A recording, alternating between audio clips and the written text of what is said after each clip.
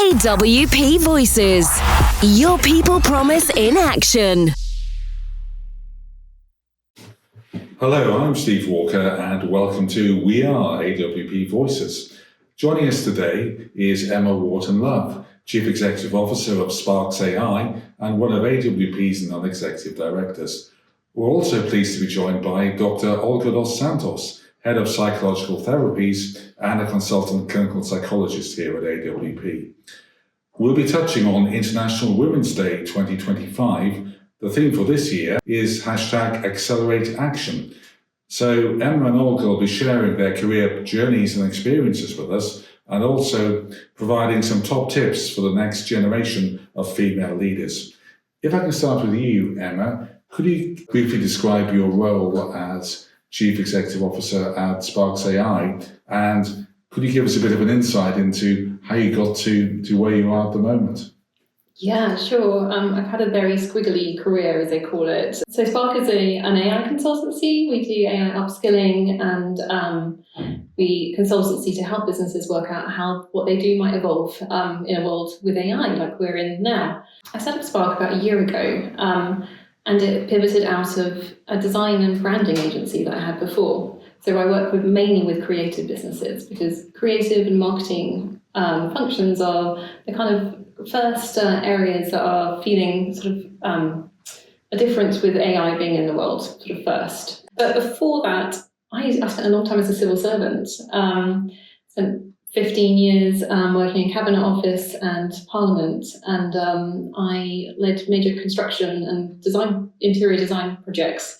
So the Palace of Westminster refurbishment I worked on, and I led the flexible working policy in government and Parliament too. So it was a fantastic part of my career. So I've done all sorts of stuff, and I kind of just have a curious mind and like trying new things. So Olga, you're a consultant clinical psychologist and head of psychological therapies here at AWP. Yeah. Could you tell us about your role and how you got to your current position? I also feel like I have an unusual route to come into head of psychological therapies.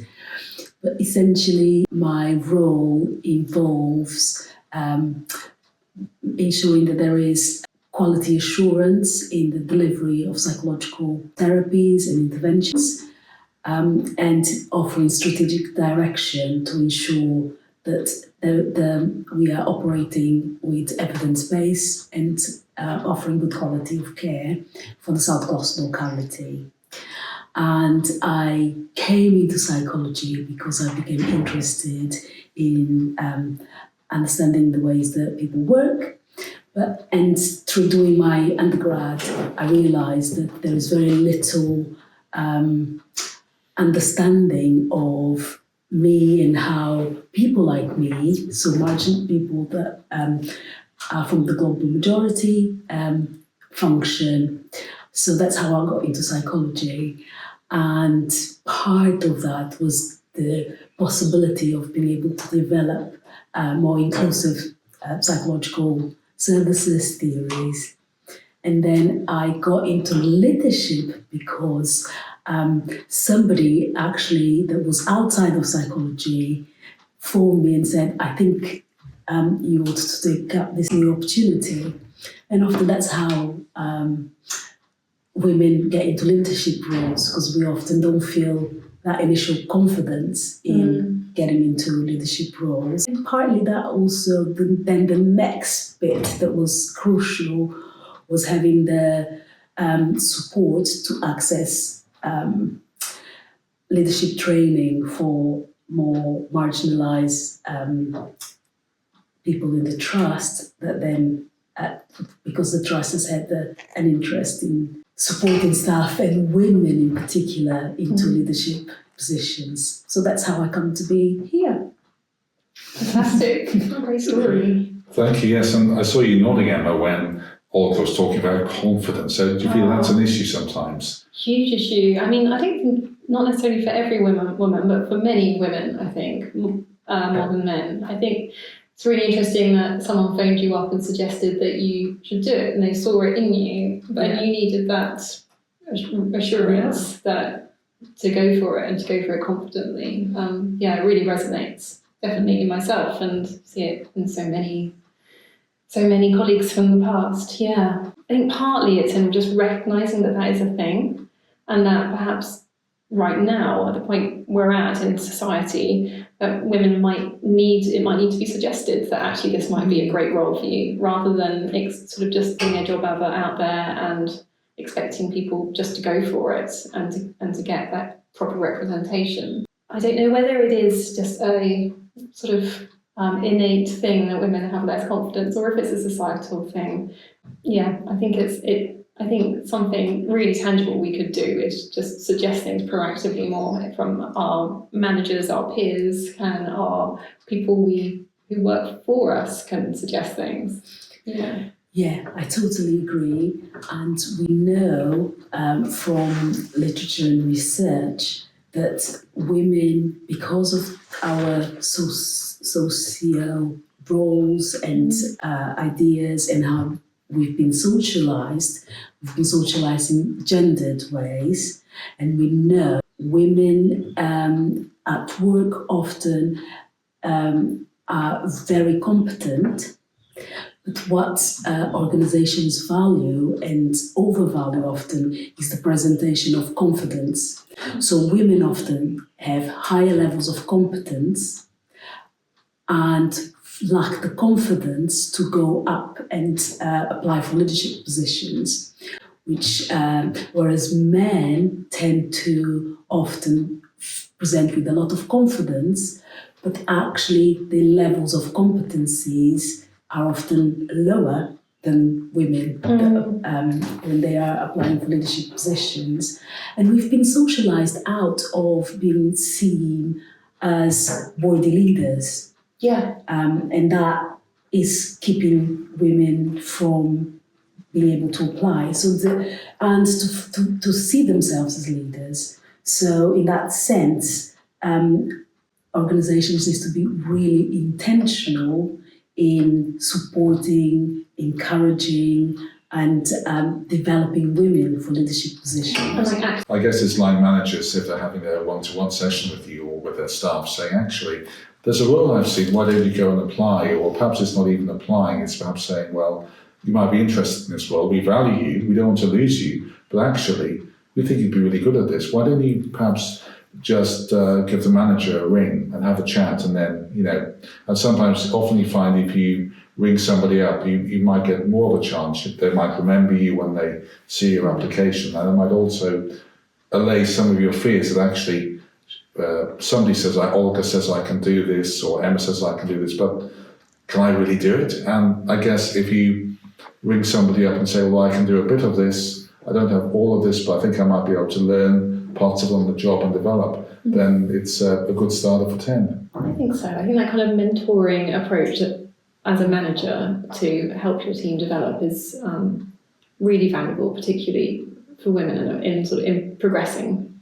Yeah, that would have made a huge difference to me in my career, I think, if I had someone doing that. Yeah, mine too. And it's interesting that you say that, because in the psychological therapies professions, where you have 82% of the profession is comprised of women, and yet when we look at leadership posts, often you'll see men becoming heads of profession, doing a lot more of the leadership, and that's partly to do with that, how ingrained the ideas of where women should sit are. So having role models is also important, and having women role models, having managers and service heads that are very intentional in developing the female staff for leadership becomes important. And as you were talking, when I started this role, and part of my role involves doing a lot of training, lots of women started coming to me, and some black and brown women coming to me and saying, actually, you don't know this, but you really inspired me, because until I saw you teach, I didn't really think that I could do a role as a therapist, or I could do a role as head of service. So just having people out there that are visible, are in themselves really is in itself a really helpful thing. Yeah, and then mentoring is also important. And I think we overlook mentoring. Both formal and informal structures for mentoring can be really useful too. It's like the importance of kind of women's networks as well. So women supporting women, it kind of like overlaps with that role modelling and mentoring. Like it doesn't need to be formal. Like formal mentoring is brilliant through your line manager, but also that informal stuff through your peers doing other roles in the organisation and what their experience is, and the kind of reverse mentoring or the informal side of that. But having sort of women supporting women is inspiring and shows you what you can do. And I don't know, I always find it allows me to be more brave and than I might have been without it. You feel you've got other people who've got your back in a way. And do you feel that an organisation like Sparks AI, you're healthier as an organisation because you're fostering that culture of encouraging women to apply for more senior positions and encouraging them to come into what is quite normally a male-driven IT business, and you're encouraging that healthy, and often saying perhaps, yes, you can do it.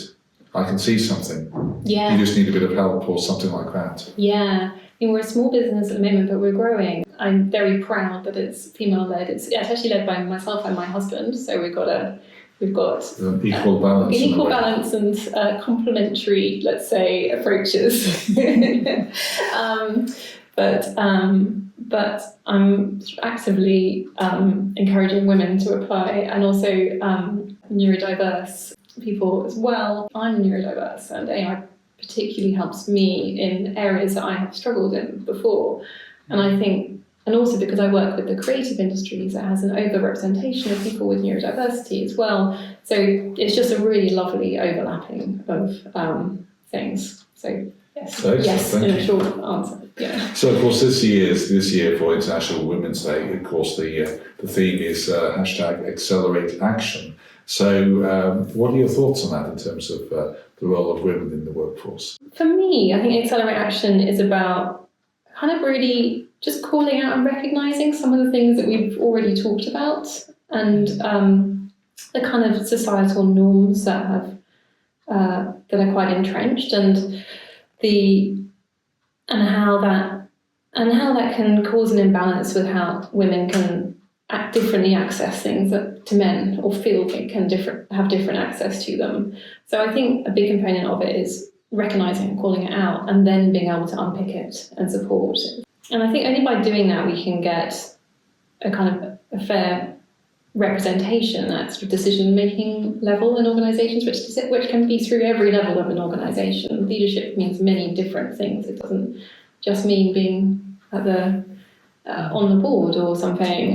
I think we need to recognise what those barriers are to be able to break them down, to then ensure that women are able to apply for all the different sorts of leadership roles, so that there is that sort of diversity of perspective around whichever table it ends up being. So for me, it's sort of just like the really basic level of we've got to recognise things, to break them down, to make things happen, to make the action happen.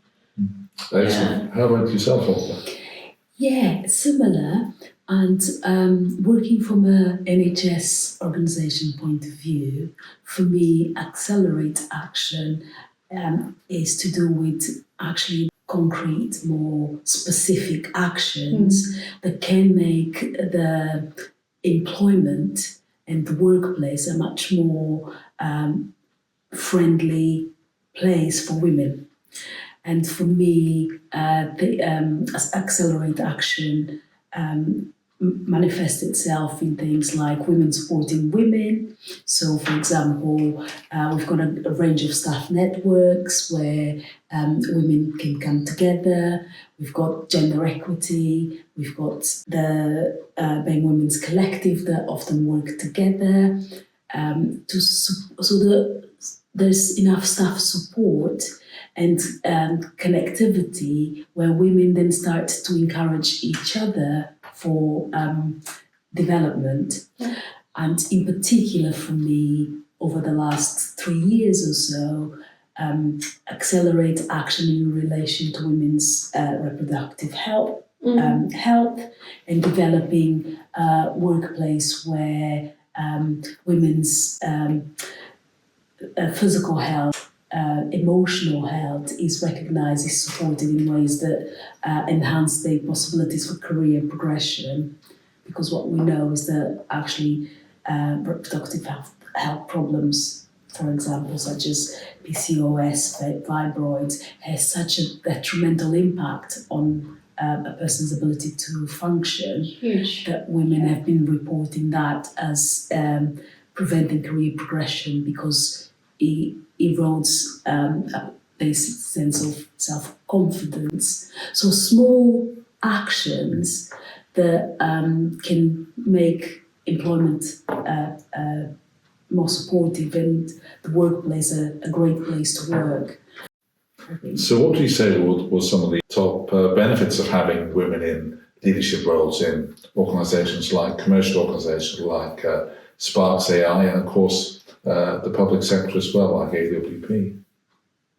I think for me it comes back to having those role models, because I think having someone modelling the thing that you might want to do in a really human way, like not needing to be a superwoman in doing it. I think that's really key. You need to be very human and authentic about it and be transparent about the experience for yourself. I think having those role models is one of the biggest benefits of having women in leadership positions, because it then becomes a sustainable thing, and that you'll continue to have people in leadership positions. But I think also the diversity of thought as well, that you have many different opinions, many different perspectives, and perspectives of people with their different life experiences, better reflecting in our case at AWP, better reflecting the people that we serve. Yeah. Absolutely. And Olga? I think for me, we know there's lots of benefits of women in leadership, and there is an increase in productivity. There's an increase in actual effectiveness.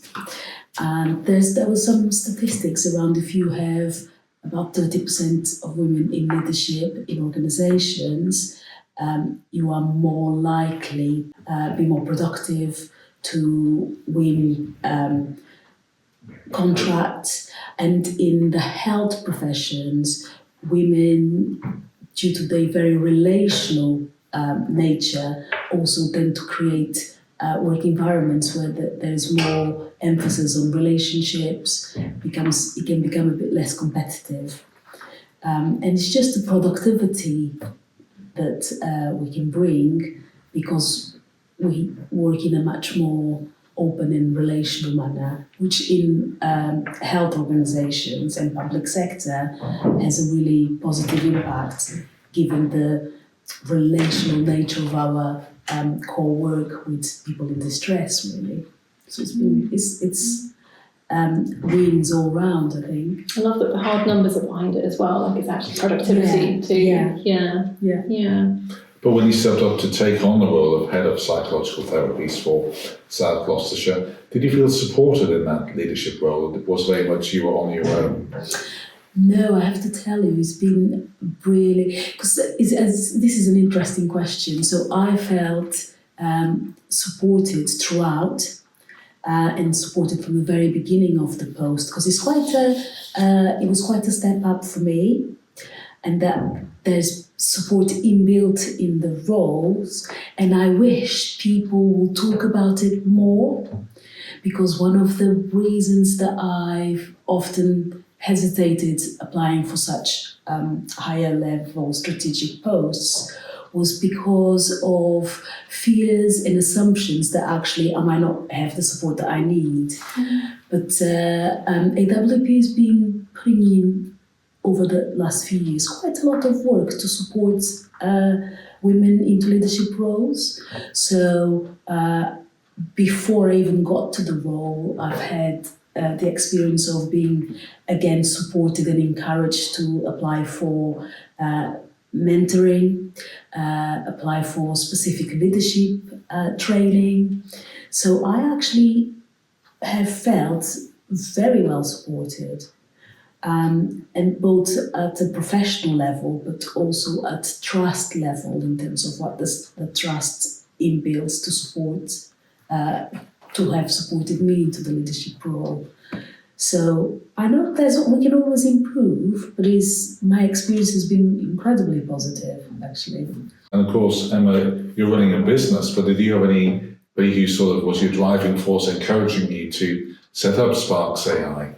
Yeah, I mean, I thought about this question a little bit before, and I think in my career it's been really varied, but the thing that has really helped me is kind of managers who have been role models and who I have felt like have really had my back, but they've allowed me to go off and lead that thing and allowed me to fail if I, in a safe way, and learn from that. And that definitely has not been every boss I've had, but the ones that I have had like that were the ones that allowed me to get to the point that I feel that I can set out my own business now. But also, my role here at AWP is a non-executive on the board. This is my first non-executive role, and this is a part-time role. So I've been incredibly supported by AWP to make a success of that and to be my version of a good non-executive director that's aligned with how to get the best out of me and my skills and my character. I've been bowled over by the support of my colleagues on the board, but also from HR in general and training and support. And I mentioned earlier, I'm neurodiverse, so I have to read a lot of papers as part of my role here, and that's a real challenge for me. So there's always an open conversation about accessibility of those papers. I've been supported in many ways, but I think also mentioned failure. I think I've applied for many jobs I didn't get, and a confidence can take a huge hit when that happens, huge hit. But I think in hindsight, applying for those and not getting them made me realise the kind of thing that I wanted to do with my life, which wasn't those things. And so that's what's taken me to set up my own business, doing what I'm doing, because it brings together what I enjoy and what I'm good at. Has there been anything that's limited your opportunities, perhaps, in the past, Emma, to develop? It's hard to say in hindsight, because you can't you've only got your own experience that you had. You haven't got this parallel experience to compare it to. But I think the thing that probably sticks out for me is that when I worked in construction, it was a very male-dominated area, and I was often the only woman in the room, and I was reasonably senior, quite young, or looked much younger actually than I was at the time, and I think that was limiting because my colleagues didn't necessarily believe that I had the skills to be in the room or be in the conversation because of their unconscious biases. And that perhaps led me to doubt my own abilities as well. It kind of got under my skin and made me think perhaps that I wasn't good enough to be there.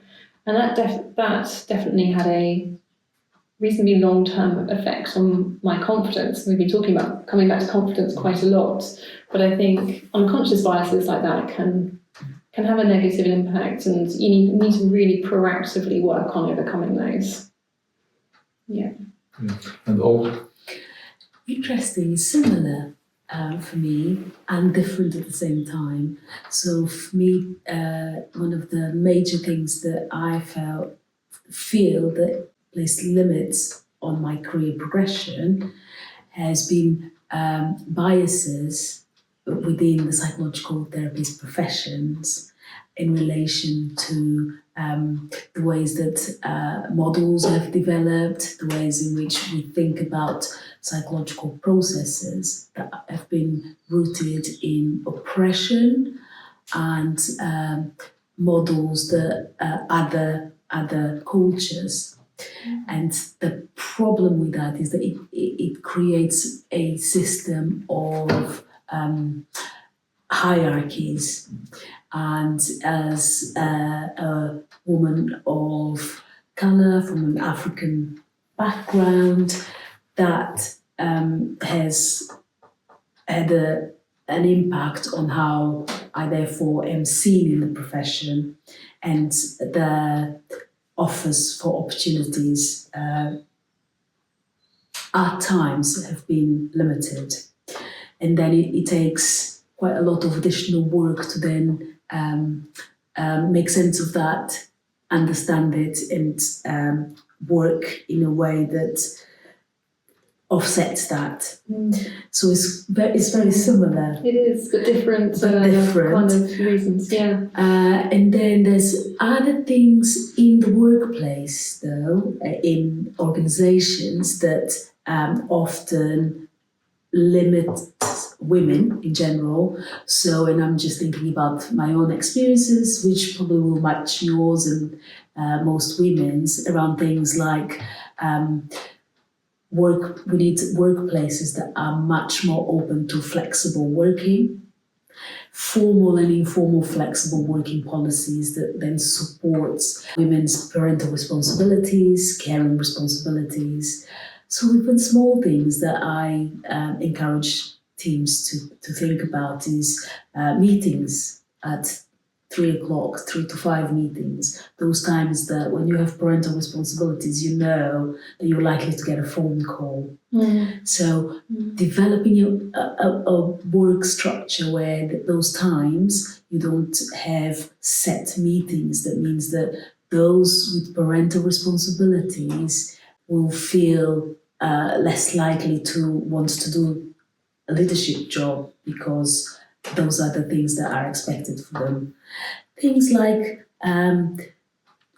being very explicit in job sharing possibilities, addressing practices in recruitment that really challenges the biases that we have. And that often means that people that are neurodivergent, people with disabilities, will often be seen as maybe not being as capable or not being the idealized idea of a leader, for example. Paying people the same. Yes. Because gender pay gap is still in existence in AWP and is still in existence in many industries. So all of those are barriers to women being able to do well in leadership roles or even applying for them. And many of those have been stumbling blocks for me too. Can I just add one more thing? So It sparked a thought about when you were talking about flexible working. I worked in setting flexible working policies for a big part of my career, and so I'm really passionate about it. And there are many reasons why different people need different sort of working rhythms. But the one thing I've often seen as a sort of is potential to be penalised for working part-time in parts of your career. It's more often women working part-time for sections of their career, and then you sort of come back and you're expected to do that same role full-time for a period of time to then sort of almost feel like you need to prove yourself again. So I think role modelling and things like job sharing is so important, and actually public sector is much better than private sector at role modelling things like flexible working policies and job sharing, but sort of actively encouraging job sharing and making it really easy, helping people find job sharing matches and that kind of thing, not putting the onus so much on the individual to find their job sharer. And I think they can make huge differences. Well, I guess if you had to think of three things, if you're a woman and you want to be a leader, perhaps in business, What three things would you say are the top things to look to add to your skill set? Well, I think Olga mentioned it earlier, it's like building strong networks, being part of those networks that are in your organisation, and being very visible at them and making the most of them. I think we can underestimate how helpful it is to have really good connections across an organisation. And in parts that you don't work with, it helps you understand where you might want to go, and where it might be that person there could support you with this thing that you need. And so number one would definitely be just being part of networks, building your personal friendships in an organisation as well. Also building strategic, broad skills as well as your sort of deep skills in your specialism, understanding the kind of strategic level stuff, like understanding how the financing works, understanding how the governance works, understanding like the big picture stuff so that you can work out what you're doing, where that slots into the bigger picture. And that helps you when you're talking to colleagues in different parts of the organisation, because you get then different people's perspectives much more. Those would be my two things. I haven't given you three. Okay. So that's two. Well, maybe the third thing is confidence. Do it. Yeah, no, Have a go. Backing yourself. Yes, and sort and of believing in advocating for yourself. Yeah, and sometimes it can feel uncomfortable to do that, I think, as a woman. I think things like asking other people their opinion, a bit like going right back to the start of this conversation where someone actually suggested to you that you go for your current role. I think just doing things like that, you can actively ask people, what do they think? Do they think you'd be a good fit for that role? That can really help you build that confidence. Yeah. Absolutely. And the same question to you, Olga, for in healthcare. If you had to name or list perhaps up to three things that you might want to do or add to your skill set for if you want to get into a leadership position as a woman, what kind of things would you say or suggest? For me, my top tip is to address internalized gender norms that often turn into limiting assumptions that then stops us from going forward into leadership.